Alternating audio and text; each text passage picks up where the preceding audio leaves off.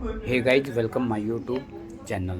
तो गाइज, अब पुष्प अर्पण करने के बाद अब आईआईटी प्रोफेसर जी के विचार सुनिए। तो प्रोफेसर जी के ये रहे विचार। इनके विचार थोड़ा ध्यान से सुनिए, शोर ज़्यादा हो रहा है।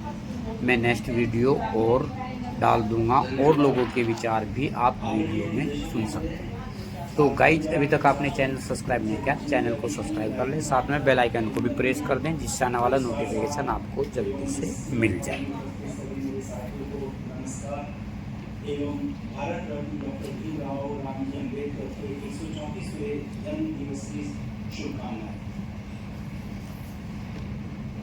बाबा साहब सभी जगह पर अपनी सामाजिक सशक्तिकरण दिवस के लिए जाने जाते हैं और यह दिवस आज उनके सामाजिक सशक्तिकरण के लिए जाना जाता है। अभी बहुत सारे लोग सभी कुछ ना कुछ इस बारे में बात करेंगे, लेकिन मैं उनका एक और स्टेटमेंट है उसकी तरफ लेके जाऊंगा जो उन्होंने दिया है, और वो है ज्ञान व्यक्ति के जीवन के जीने का आधार है। ये उनका बहुत ही फेमस कोट है, ज्ञान के बगैर कुछ भी संभव नहीं है।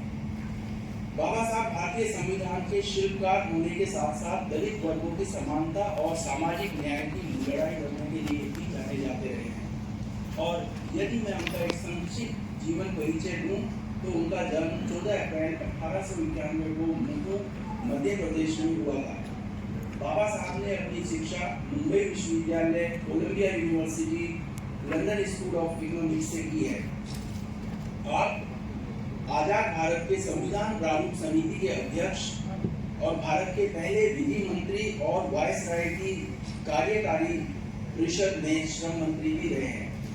कोलंबिया यूनिवर्सिटी में एक छात्र के रूप में डॉक्टर अंबेडकर ने अंतर युद्धकालीन अमेरिकन उदारवाद के कुछ महानतम व्यक्तियों जैसे जॉन डेवी, एडवर्ड सेलिंगमैन और अमेरिकन इतिहासकारों जैसे जेम्स शेरवर और जेम्स हार्ले डेविडसन के साथ अध्ययन किया है।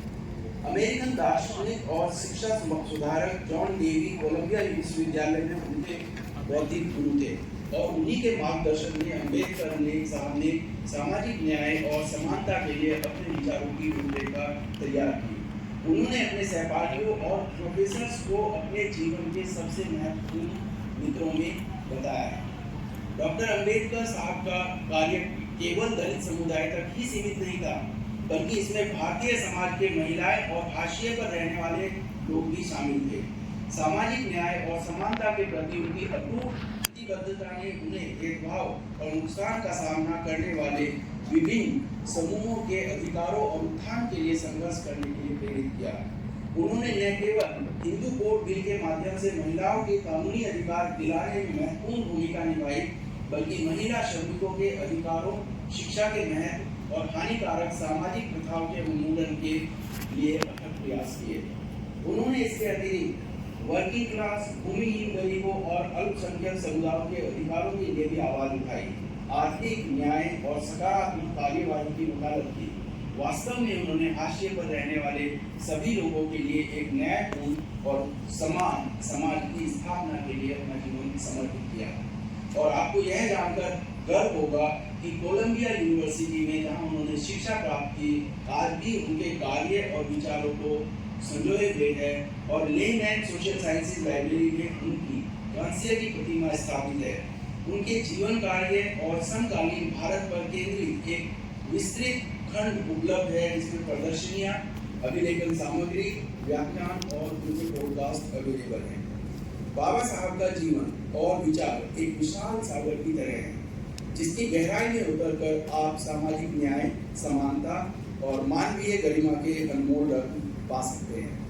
उनकी 134वें जयंती पर सच्ची श्रद्धांजलि यही होगी कि हम उनके विचारों को पढ़ें, समझें और अपने जीवन को आगे बनाने में उनको उतारने का प्रयास करें। मैं यहाँ उपस्थित सभी गणमान्य व्यक्तियों को धन्यवाद के साथ यह कहना चाहूँगा, स्पेशली युवा मस्तिष्क से यह आग्रह करना चाहूँगा कि उनकी कृतियों का अध्ययन करें और उनके संघर्षों को जानें और उनके सपनों के भारत के निर्माण में योगदान दें। यही बाबा साहब को सच्ची श्रद्धांजलि होगी और इसी से एक न्यायपूर्ण और समतावादी समाज का निर्माण संभव होगा। एक बार पुनः आप सभी को 136वें जन्मदिन की शुभकामनाएं। धन्यवाद।